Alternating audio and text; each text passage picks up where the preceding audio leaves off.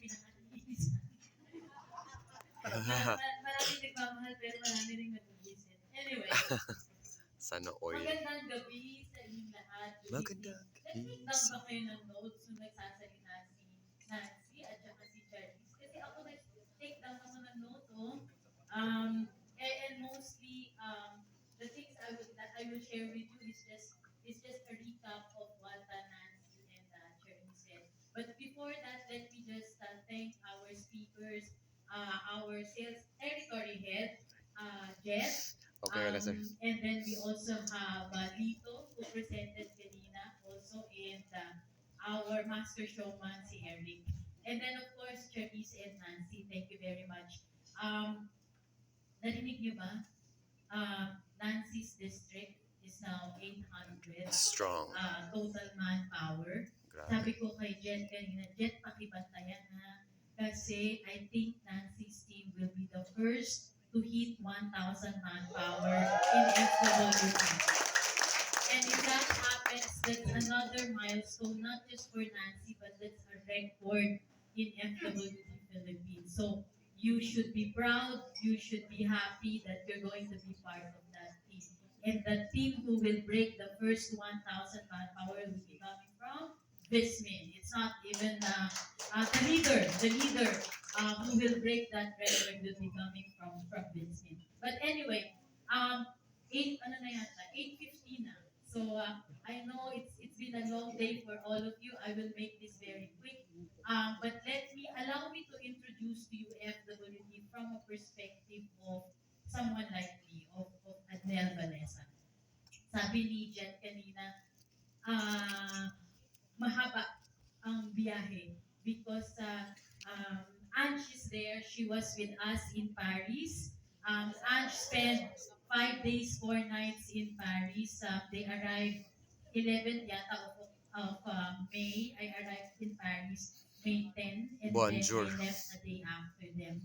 Bonjour. I arrived Tuesday, 11 p.m. Kanina I was with the Great Provider team. They had a sales assembly and I shared some of these stories with them. Tuesday, so today is Friday, tama? I arrived Tuesday, 11 p.m. in Manila, and then I got home around 1 a.m. And then the following day, I have an 8 a.m. flight to Hong Kong. I had a back-to-back meeting until 9 p.m. yata ng Wednesday, and then Thursday we had our quarterly dialogue until 3 p.m. And then I took the 10 p.m. flight from Hong Kong to Manila. I arrived 12:05 a.m. Friday. I slept 2 a.m. And then at 10 a.m. I was already at Terminal 3 again, taking the 12 noon flight to Cebu, so that I'll be here and attend the assembly and then the BOP. And then tomorrow I have a 9 a.m. flight to Davao because we have a leaders meeting and we have a BOP in the evening. Sana So all. talking about stamina, talking about activities, that's what FWD is all about. I joined FWD in February 2014. But I had the first call from FWD December 2013. Kaya mo yun? During that Kaya mo time, yun? I was living and working in London. Wow, So I sana was all. in London since 2007, and I have Wanna been ba? I was setting having my up breakfast in Paris and insurance then I left companies in Paris at Europe and 9 North a.m. and America. I arrived in Total Hong in Kong. 7 years, I was having I my set lunch up there. 6 I insurance took a 3 p.m. companies flight to in that Manila. continent. And then, December 2013, I got a call saying that there's a new insurance company establishing its presence in the Philippines. And I said, anong pangalan ng company? They said FWD. Sabi ko, sino yun? Ano yun? And if we go back to December 2013, if you search sa Google FWD, you will only see 2 websites, FWD Thailand and FWD Hong Kong and Macau. Because at that point, Richard Lee just acquired ING Thailand and Hong Kong and renamed it FWD. ING. So kung ikaw si Adele, ING. who's comfortably living, working in the UK, babalik ka ba ng Pilipinas? Dili M. Tatanggapin mo ba ang trabaho sa FWD na hindi mo alam kung anong But then during that time, the person who interviewed me came from Aviva, and she was the global CIO of Aviva. And then I asked her, why FWD? Why are you moving to this unknown company? And then she said, Adnel, I will be retiring soon. And before I retire, I wanted to leave a legacy. I wanted to change the ecosystem, the landscape of a very old, very traditional, very manual industry. So I said, I Betul. wanted to be Nice. part of that. Sometimes when we decide, we don't have a clear answer to a question. We take risks. Sometimes it's our gut who will tell us, I think this is the time. I Surely. think this is the company. I think this defines the mission that I wanted to do in life. And maybe same questions, same risks, or same apprehensions you have right now. Bakit nga ba FWD? But you are lucky because during that time, hindi ko alam sino yung officers ng FWD. Now, FWD has established its presence in 10 countries in Asia in 10 years. No other insurance company have that track record. Si FWD now. And now, you have a Nancy Lumbre and you have a Charisse who can tell you, this is my life, this is what I have become in FWD. During that time, wala akong ganun. And right now, we have what? We have about 10 million customers. Sinong insurance companies ang nakapag-establish ng 10 million customers in 10 years? Grabe, no? We have around 6,000, 7,000 employees in the region. And we have around 39,000 agents in 10 countries in Southeast Asia. And the ambitious goal is that we have 100,000 agents by end of this year, and 15,000 to 20,000 of that total 100,000 agents will be coming from the Philippines.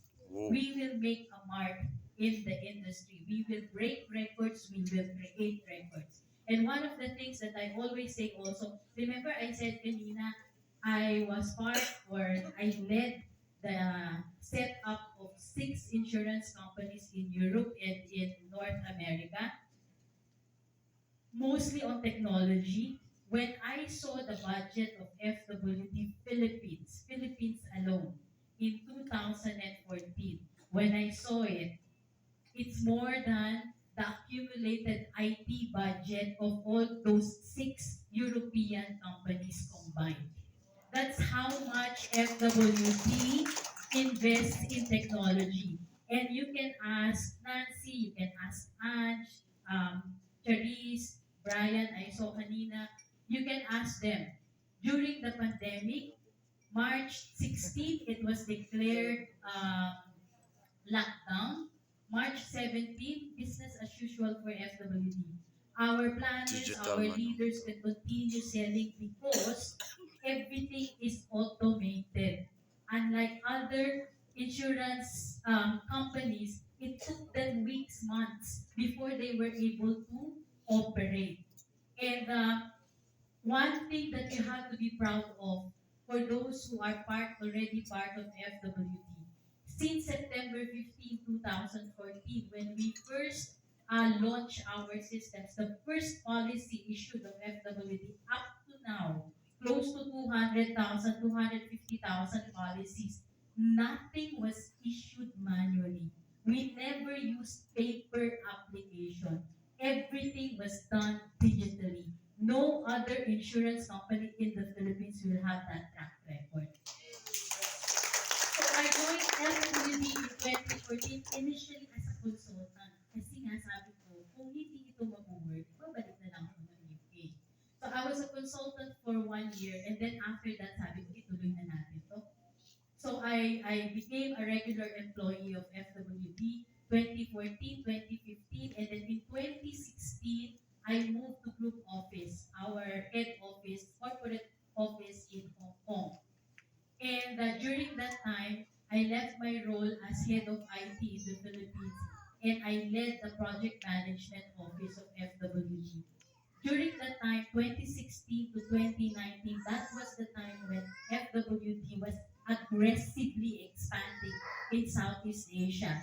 I led the acquisition of HSBC Takaful in Malaysia, which is now FWD Malaysia. Grabe. I also led the acquisition of BCLI Insurance in Vietnam, which is now the consolidated operation of FWD Vietnam and then the BCLI. And then in 2019, we completed the acquisition of SCB Life Insurance in Thailand.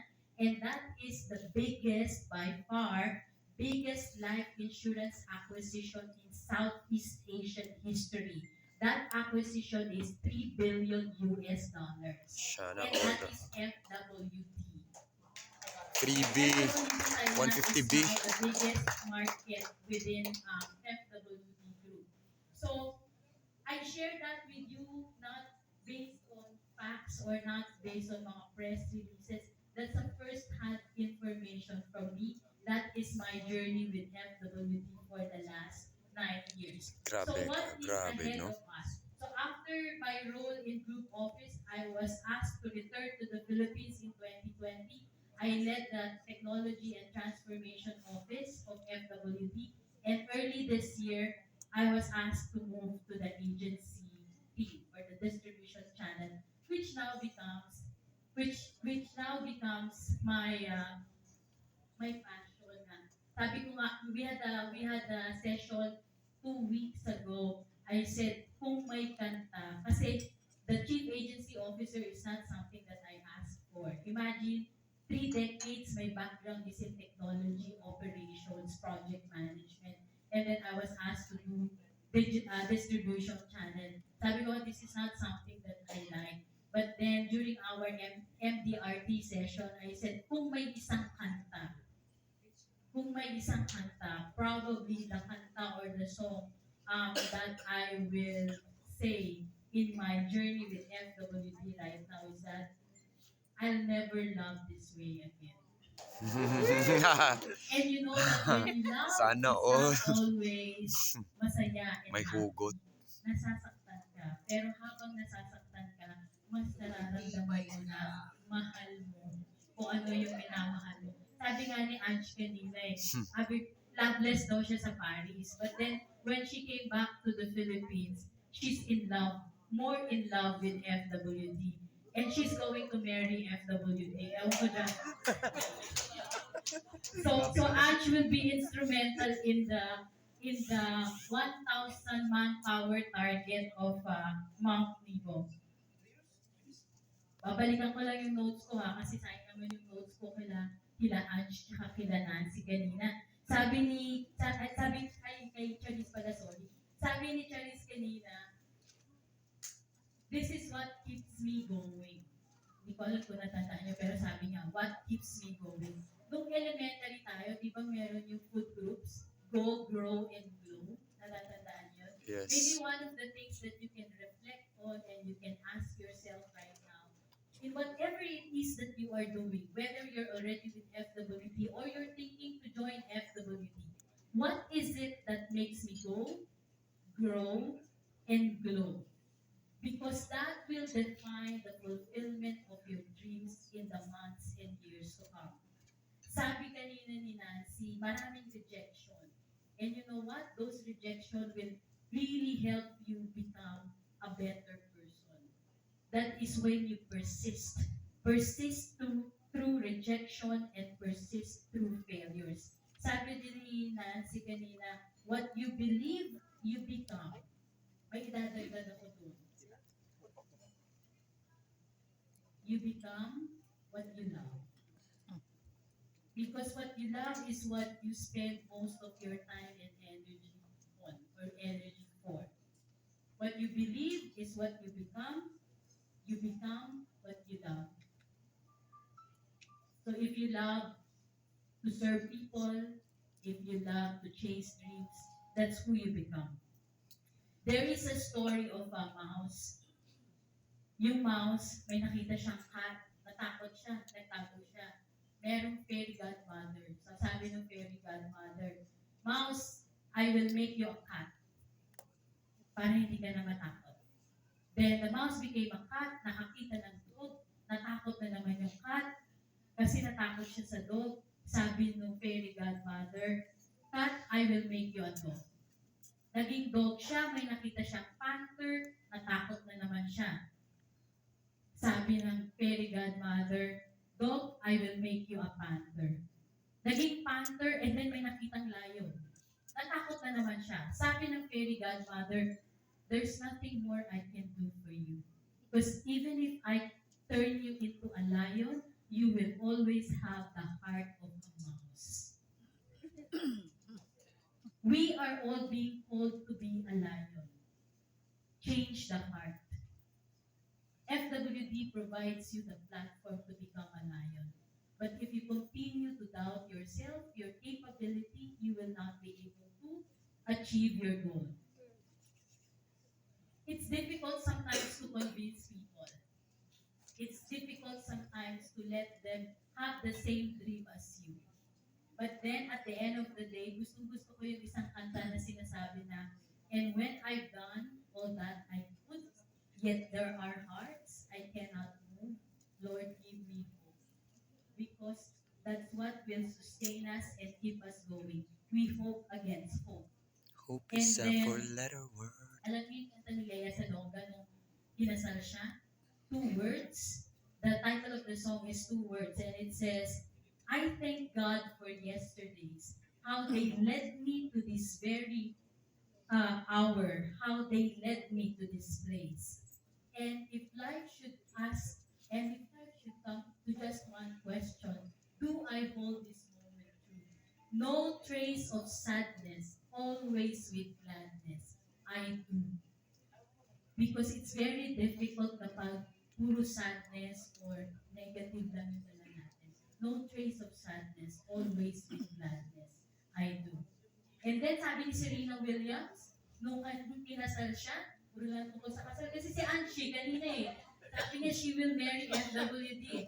Sabi ni Serena Williams, I will remember Serena Williams not because of her Grand Slam titles, but because of what she said during her vow. She said to her husband, you make me a better me. I hope you find persons in your life whom you can say, you make me a better me. FWD made me a better me. It's not always just like a one-to-one relationship, diba? There are communities that help us to become the better version of us. And then I was in Naga 3 weeks ago yata. Yun, malala din yung ano na yun, yung travel ko na yun. I came from New York, I arrived midnight, I traveled land trip to Naga for a 2 hour speaking engagement, traveled back to Manila, and then 3 hours after, I flew to Iloilo. Sabi nung taga-Naga namin na leaders, um, I have been changed for good. There are moments in our lives when we will be pushed to be changed, but when you look back, you will say, I have been changed for good.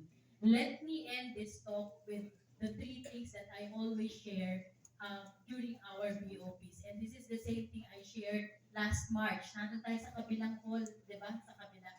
Uh, Three things. The lampposts along our way. In our journey in life, there will be times that the road will be dim. The road will be um, difficult to traverse. But there will be people who will help us and who will serve as lampposts for us. Perhaps today, tonight, one of those lampposts will be the friend who invited you to come over, the leader who invited you to visit and to join this BOP. Second is the bridges we have to cross. In life, if you look back, there were many bridges that we crossed. Some were difficult, some were easy. Those difficult ones, what allowed us to move from one bridge to another is the help of someone else. And that could be the leader or the friend who asked you to come join us. And then the last one, which I shared in the TGP session kanina, the kites we have to fly. The kites we have to fly are our dreams. And yung image ng kite may isang tagahawak ng lubid at may isang tagahawak ng saranggola. Yung may hawak ng lubid, yun yung magpapalipad. That person, it requires skills. Sabi kanina, Cherise, she needs to upskill, skill herself. Yung pagpapalipad na may hawak ng lubid, that person requires skills. The other person who's holding The the kites. kite, yung magpapalipad at pupulot kapag nahulog yung kite, babalik, tatakbo sa'yo at papaliparin ulit yun. That requires not skills, but it requires love.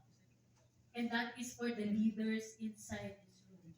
You will have recruits who will not say yes right away, but don't give up because they need you. Pulutin nyo pa ulit-ulit yung saranggola na yun. It requires love. It's not all about recruiting them and adding to your numbers. It's about changing the lives of these people. Let me end by showing one photo, which I also shared with PGP kanina. Kahihiyan ko to, but I'm happy to share the photo. The first photo, nakita nyo paligsahan, Agosto 20, 1984. I think I was grade 4 during that time. Nakita nyo nakachinelas ako? Umuulan nung araw na yan. Ayoko mabasa yung sapatos ko. Same, So, bitbit ko same yung today. sapatos ko Umuulan. at saka yung medyas ko papunta ng eskwelahan, nakachinelas ako. Nakalimutan ko, may contest pala kami ng araw na yon. And it's district level. So that means I have to I move journey to another school. Nataranta ako, hindi na ako nakapagpalit ng sapatos, sumali ako sa contest ng nakachinelas. And I mentioned kanina, I know I won in that contest. In life, there will be days when you feel you are not prepared, you are not enough, you are inferior. You will feel that there are people better than you. But what is important is you show up, you do what is expected from you, and then that's it. At least you can tell yourself, ginawa ko kung ano ang dapat kong gawin. Because you will never be enough kung you will always measure yourself against others. Kahit nakachinelas ka, sumipot ka, magpakita ka, gawin mo kung anong kailangan mo gawin. The second photo, it's a speech, Sabayang Bigkas, speech choir. In life, there are times when the stage is not just yours, that you have to share the stage with others. You cannot outperform anyone or everyone because sabayang bigkas nga speech choir. Dapat sabay-sabay kayo. And that is what teamwork is all about. Kahit ikaw pa yung pinakamagaling, there will be days when you have to act synchronously with other people. The last photo, nakita niyo yan, ang tawag dyan field day, di ba? Nasa init ka, may suot-suot